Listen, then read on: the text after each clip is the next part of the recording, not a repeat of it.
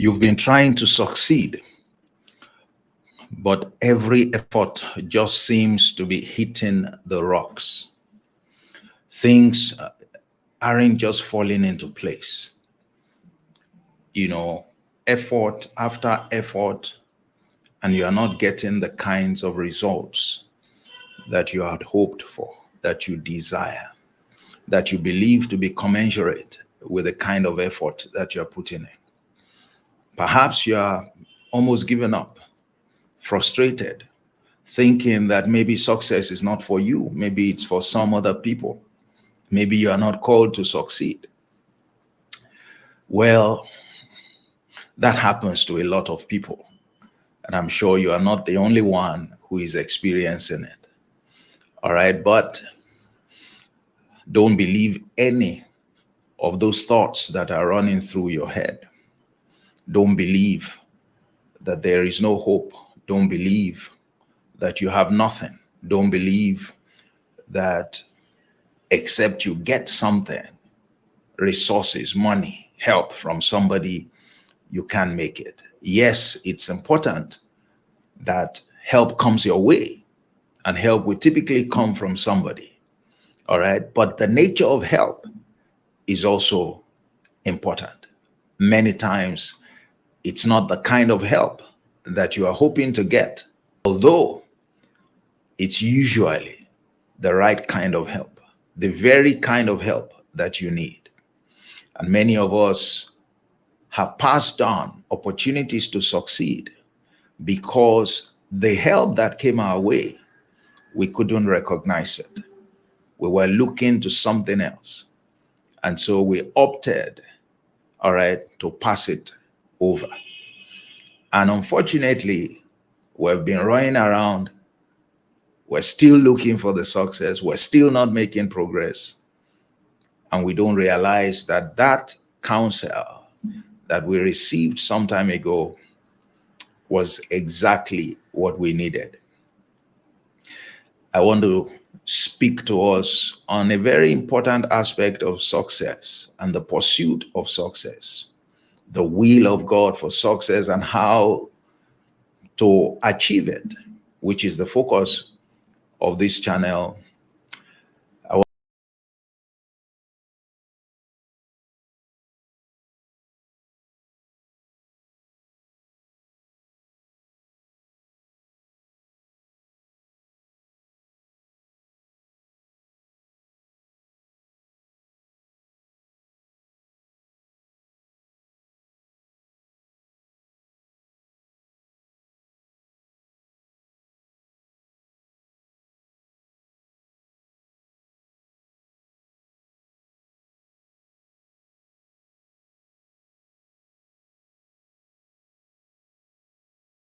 All right, that you are trying to overcome. Now, let me tell you a story. A woman was in a big mess, and this woman, was the wife of a pretty prominent prophet, yes. And, the prophet apparently was, and the debt was huge, was too much for the woman to bear. And the debtors apparently came calling. And the woman discovered perhaps that, or maybe she even agreed at the time, the husband was going to borrow the money to pledge their two sons. And now she was being threatened. The husband is no more, to pay is no more, is not available. And she was being threatened with, possession. Those she was owing they were threatening to take away her sons.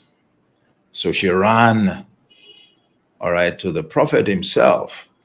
That's the person under whom the husband was serving, to make a case. She was very desperate.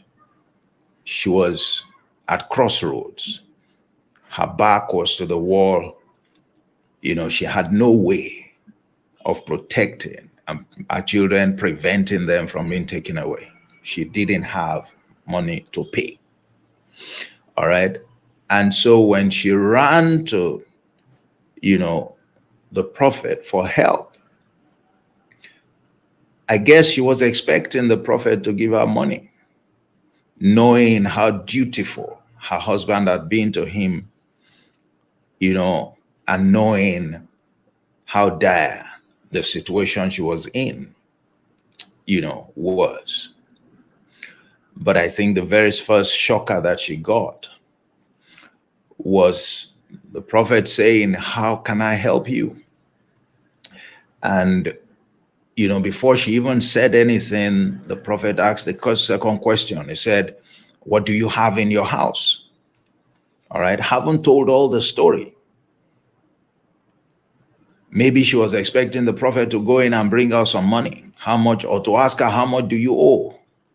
And to go in and bring money and give to her so that everything would be over. And that's how many of us, act, as what we expect when we run to people for help. We're looking for the money, we're looking for the resources. We want capital for our business. We don't want any other thing from them. We believe that, once we have capital, that's all there is to it. And we're often mistaken, just as this woman was mistaken. Second is that we don't believe we really have anything that we can use that could help us out of our situation, that could get us on the path of pursuit of success. All right. We tend to neglect or not value the things that we have. So she said, "What do you have in your house?" I mean, the prophet told the woman, "What do you have in your house?" Can you imagine? Somebody came for help. You're asking her, what does she have in her house? What's the relevance of that to the issue? And, she said, "Well, I don't have anything in my house except a jar of oil." Or some would say a pot of oil. Obviously, she was referring to something that wasn't much. It was oil. They probably were using it to cook. What does oil have to do with it? She didn't place, any significant emphasis on that. But if you think about it very well, if all she could think about in her house as something that was worth anything, all right, was the jar of oil, then it means that their situation was pretty bad. It means that their situation was pretty bad. But yes, their situation was bad, but their situation was not beyond redemption. Their situation was not such that they were completely and totally helpless. Because the next instruction, the next thing that came out of the mouth of the prophet was, "Okay, you have a pot of oil, great. Now go and borrow vessels, plenty of them. Don't borrow a few, okay, from your neighbors. And then when you come back to home, close the doors and take that jar of oil and start pouring in the vessels." And she went and did exactly what the prophet said. And she came back and told the prophet, "Okay, I have done all that you have said." And she said, "Great. So now you have plenty of oil. Go and sell them. And when you sell them, pay your debt, because obviously it must be more than enough to pay your debt. So your problem is solved. Then use the rest to make a life for yourself." And I jokingly say she must have become an oil merchant as a result. Okay. And that's what I want us to learn from. That's what I want us to learn from. Ignorance was costing that woman. She had written herself off. She knew she had a jar of oil, but she didn't attach any value to it. She didn't even relate it to the problem that they were having. She didn't think that it could be the solution to the challenge that they have, let alone, be that from which they can make a very distinguished and prosperous life. which was what happened as a result of the guidance that they received from the prophet. So first, when you go to people for help, don't close out the options. Don't decide on the options. Don't be fixated on that particular thing that you believe, all right, you need from them.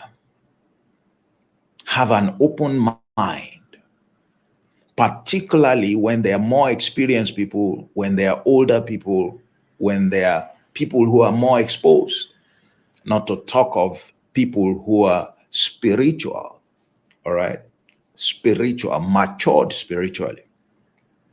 They have the ability to point you to things that are in your possession already, but you have not recognized, you haven't recognized their value, and you don't know how to use them. The woman did not think seriously about her jar of oil until she was prompted to look inwards and to ask herself, do I really have anything? And then she discovered, oh, there is a jar of oil, but we don't have anything. That is nothing. I mean, how will that save, these two sons of mine from being taken away? A jar of oil. Who knows? You use it once or twice and that's the end. But she didn't know that that's all that she needed to be successful. She didn't know that that was even her calling, that that's the business she was called to do. Obviously, she wasn't doing that business before. Maybe she wasn't doing anything. Maybe at the time that the husband was still around, she was comfortable. There was, no need for her to worry about doing anything. Maybe she was just a housewife, the wife of a prophet. But here you are, a challenge arose. And this challenge apparently helped her to discover her calling, the area of business that she was called to. Isn't that interesting? So you are not helpless. Yes, you need help, but maybe it's not with resources. Maybe it's not with finances. Think about it. Isn't it possible that all you need to succeed is already in your possession? Just like it was for that woman, she just did not realize it. She didn't realize it. So it took somebody to point her or to challenge her or to even provoke her to look inwards. And then she spotted something. She spotted something. And it was all that was required. It was all that was required. So I believe it is the same for many of us, if not all, that we are not ever completely, all right, useless. There is something we have. It could be a small resource. It could be an idea. It could be a seed. It could be skill in a particular area. We have completely neglected it, or we have derided it, thinking that it cannot. I mean, what are we talking? The way people talk. What are we talking? I mean, we are talking, look at what others are doing. Well, don't look at what others are doing. Look at what you are called to do and look at what is in your possession. The jar of oil in that woman's hands was all that she needed, but she never knew until someone pointed her in that direction or forced her to think about it. And I'm hoping that I can do that to you today, so that you are forced or provoked, whatever it takes, to look inwards and to discover that the situation is not hopeless. All right? There is hope for a tree, it is said. As long as the roots are in the ground, the seed can still grow. and become something mighty and a source of blessing to many.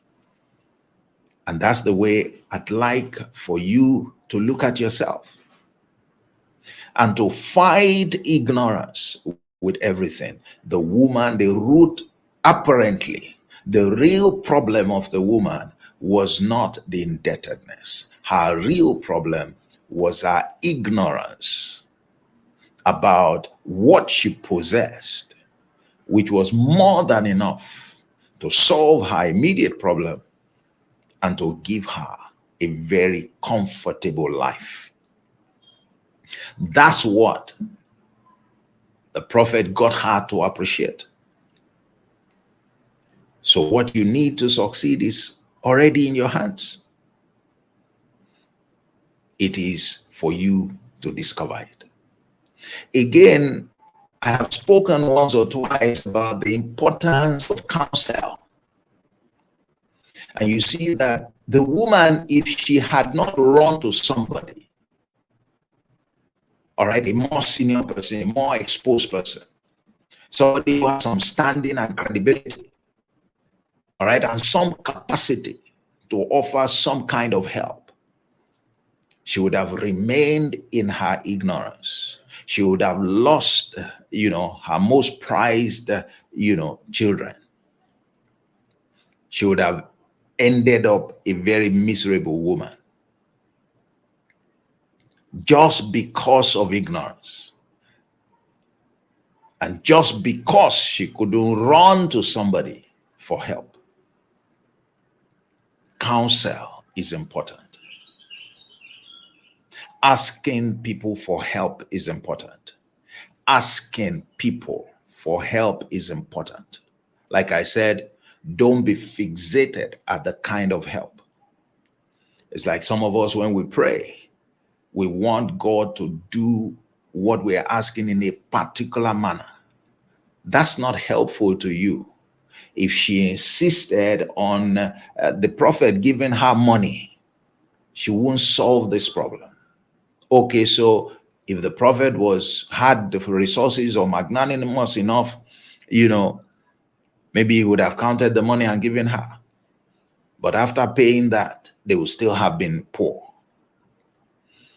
They would still have had to fight day after day, all right, for livelihood. Yet, the oil that she had in her hands was capable of solving the debt problem and giving her a prosperous livelihood, bailing her out of poverty. There is something that you must be aware of as well when you go to people for help. Now, the person who will help you may not be rich. I'm not aware if the prophet was rich. And when you are seeking help to succeed in one endeavor or the other, all right, it's not about looking for people who have money. It's not about looking for wealthy people. Why? Because many times it's not the money that you need. What you need is counsel. What you need is wisdom. What you need is knowledge. Said wisdom is the principal thing. That's what you should exert your effort towards, and gaining understanding. So the people who can help you to be prosperous, to be successful in life, in your pursuit, in that area of endeavor, they may not, all right, be wealthy. They may not be rich. Don't use that as the basis for deciding who to go for help. What you need is counsel. What you need is advice. What you need are people that are sensitive, largely spiritually, who can point you in the direction of what you are neglecting. They may not have what you have. They may even be grappling with the same challenge that you are grappling with, but they may have that insight. that is such that they help you, all right, to beam a searchlight on yourself and to discover what you have. And they may also be able to help you, all right, telling you exactly what to do with what you have that will change your situation. All right? Fight ignorance. Okay? I said something here when you look at the story of that woman, that success, her success was hidden by ignorance. Her success was hidden by her ignorance. A veil, was covering her eyes, preventing her from seeing the jar of oil, from attributing, value to it, from relating it to her challenge. And she just stayed there perpetually. Also, suppose she even had the jar of oil, she may not have known what to do with it, but for the counsel of the prophet. Counsel helps you to fight ignorance. The more counsel you receive, the more informed, the more knowledgeable, the more empowered you are to pursue and to realize success. That's what I want to share with us today. I believe somebody out there needs to look inwards, because you already have what you need to be successful in the area that you are called to operate. What?